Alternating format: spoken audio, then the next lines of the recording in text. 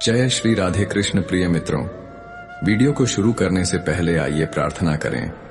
हे कृष्णा, जो भी भक्त आज इस अमृत वाणी को सुन रहा है, उनके जीवन में आपकी कृपा सदा बनी रहे और उनके सभी कष्ट दूर हो।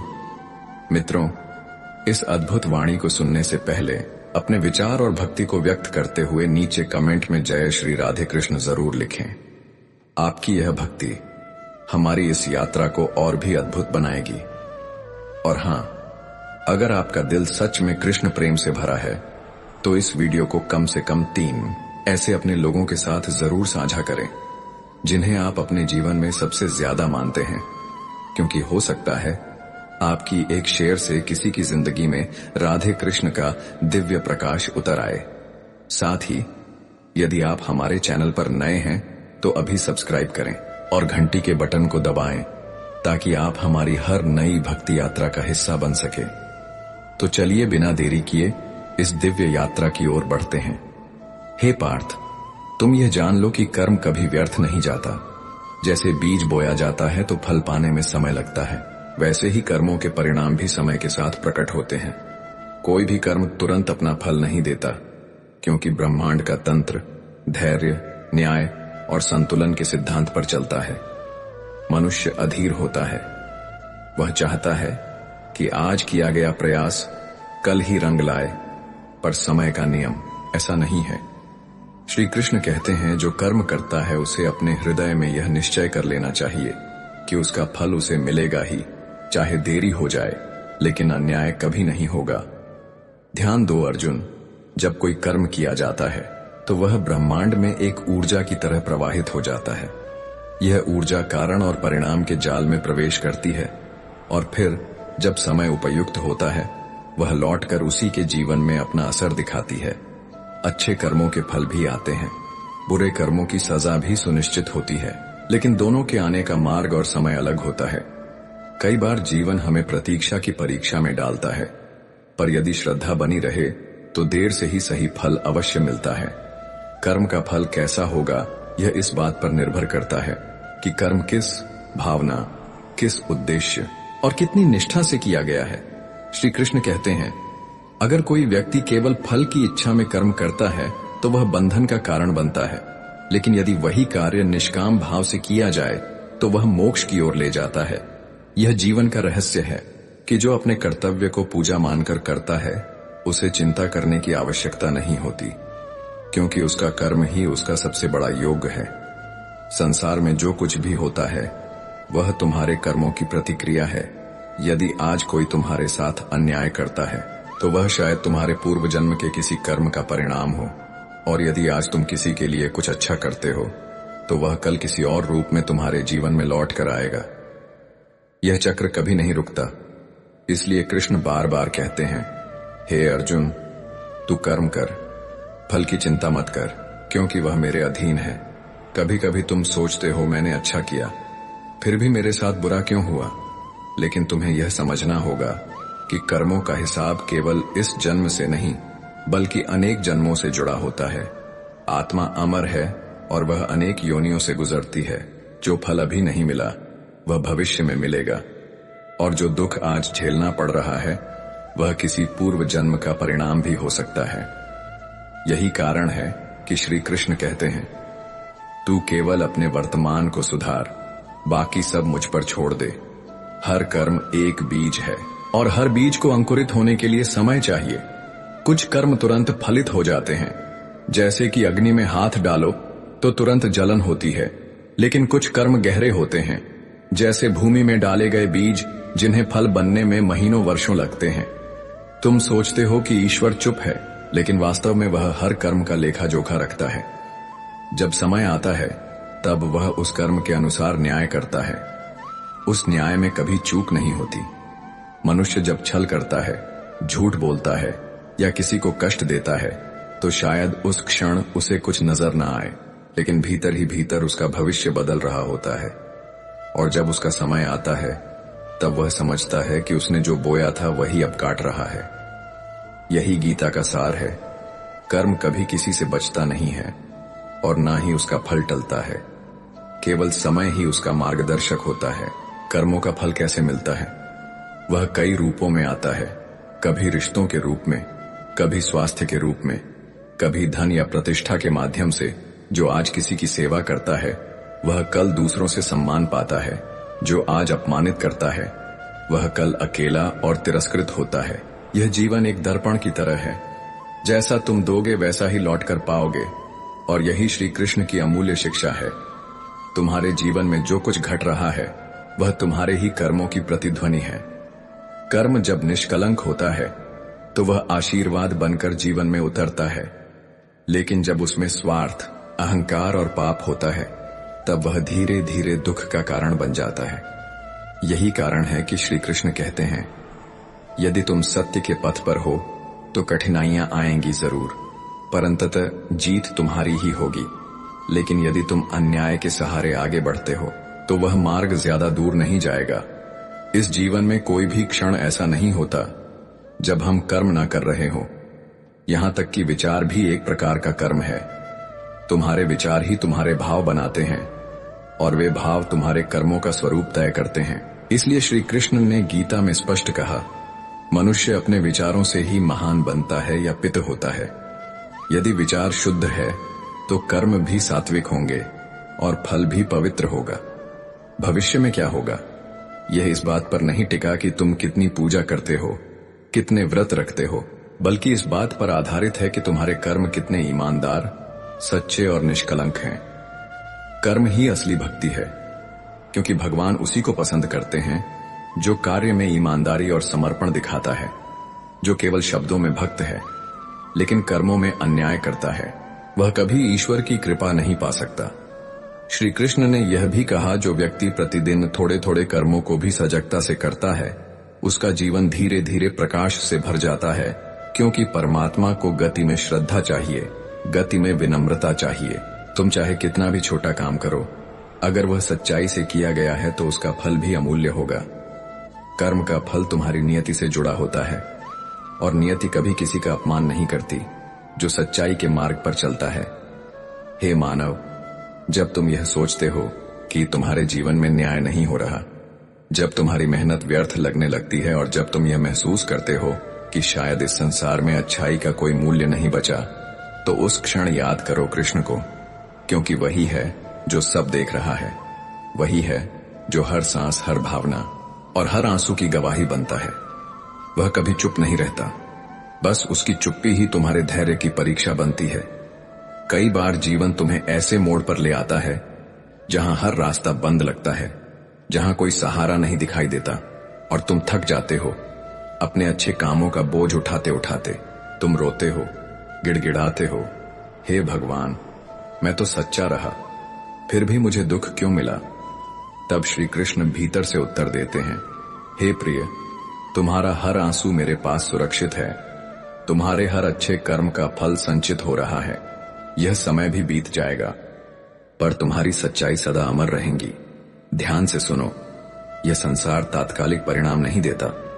तुम्हें जब लगता है कि सब हार गए, बस तुम बचे हो, वहीं से तुम्हारी विजय का आरंभ होता है।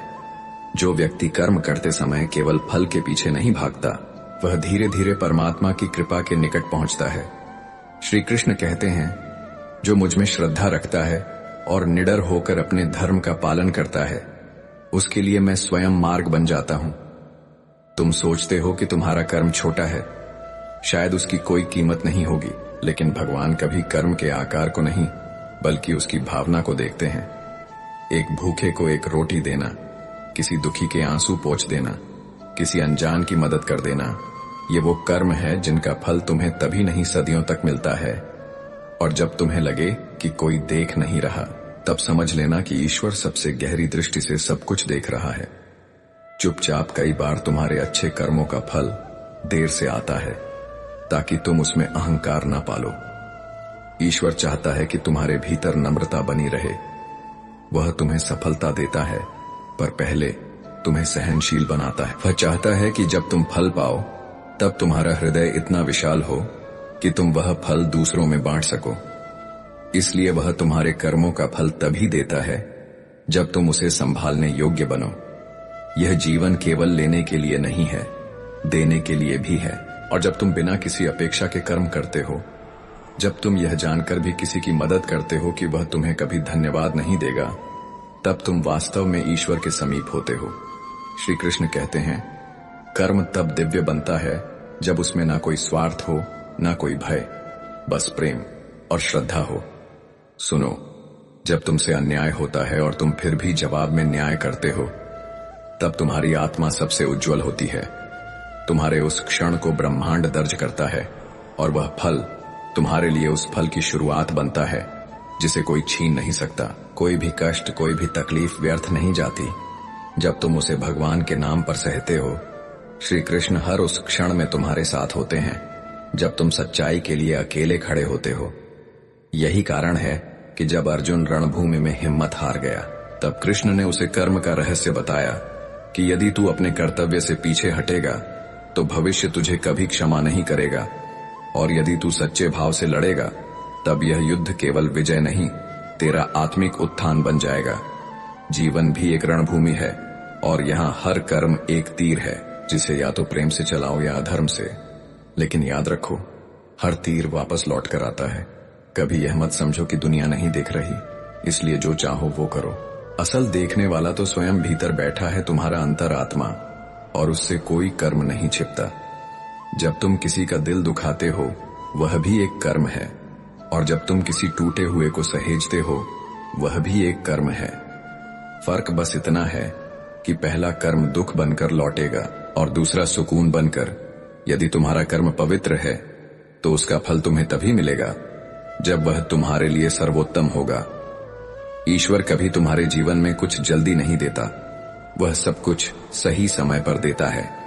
जो लोग धैर्य रखते हैं, जो अपने कामों पर अडिग रहते हैं, वे अंततः वह सब पाते हैं जो उनका होता है, और उससे भी अधिक। श्री कृष्ण कहते हैं, मेरा भक्त यदि सच्चे मन से कर्म करता है तो मैं स्वयं उसके मार्ग की बाधाएं हटाता हूं। हे साधक, तुम्हारे कर्म ही तुम्हारी आत्मा की पहचान है। तुम जो करते हो वही तुम्हारे भीतर गूंजता है, वही तुम्हारी ऊर्जा बनता है, और वही तुम्हें अगले पड़ाव तक ले जाता है। श्री कृष्ण स्पष्ट कहते हैं, प्रत्येक आत्मा अपनी यात्रा में उसी मार्ग पर आगे बढ़ती है जिसे उसके कर्मों ने निर्मित किया है। इसलिए जब तुम यह जान लो कि तुम्हारे कर्म ही तुम्हारा मार्ग है, तो फिर तुम्हें दिशाहीन होने का भय कभी नहीं रहेगा। कर्मों का फल केवल सुख या दुख नहीं होता, बल्कि यह आत्मा की परिपक्वता में बदलता है। जब कोई व्यक्ति कष्ट सहकर भी सत्य पर अडिग रहता है, तो वह केवल कर्म फल नहीं कमा रहा होता, वह अपने चित्त को शुद्ध कर रहा होता है।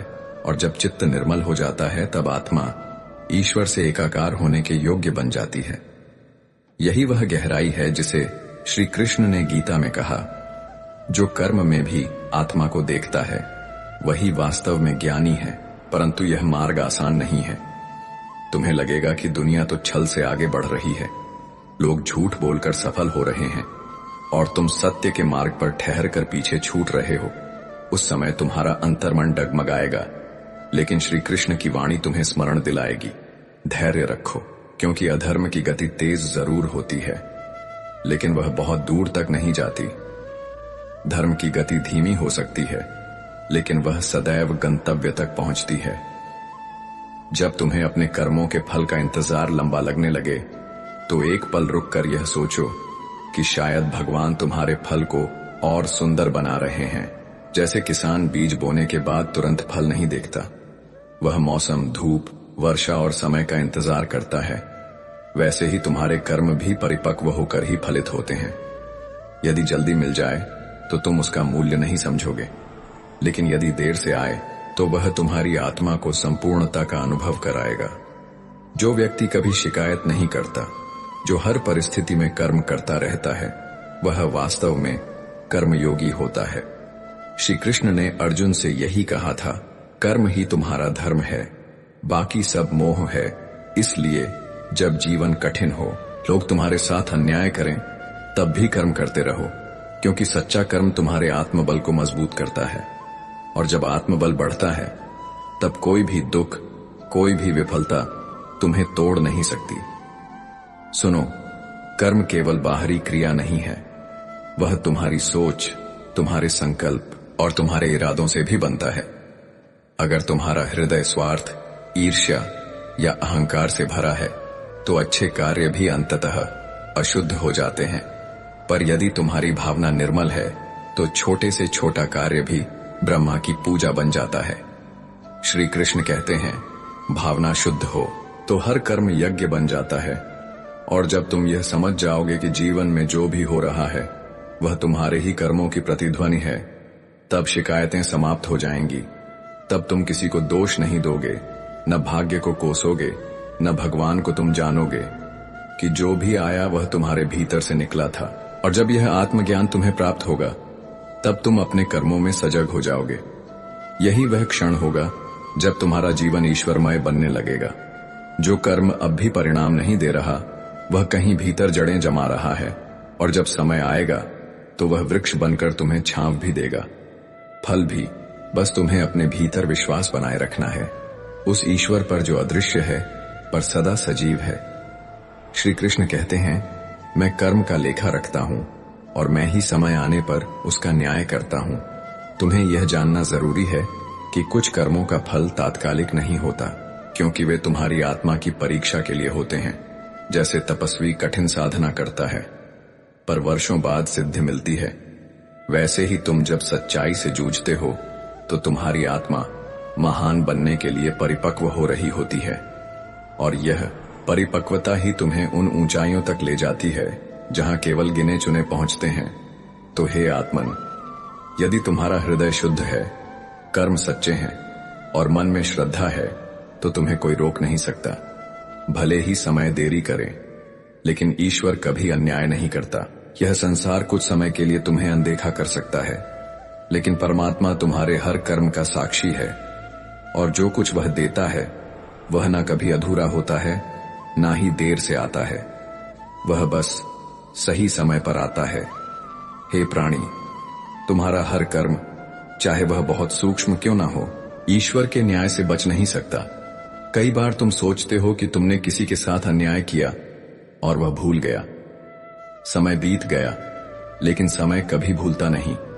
ईश्वर के दरबार में हर कर्म दर्ज होता है, और जब तुम्हारी आत्मा अगले पड़ाव की ओर बढ़ती है तो वह कर्म तुम्हारे साथ चल पड़ते हैं, जैसे छाया सूरज के साथ चलती है।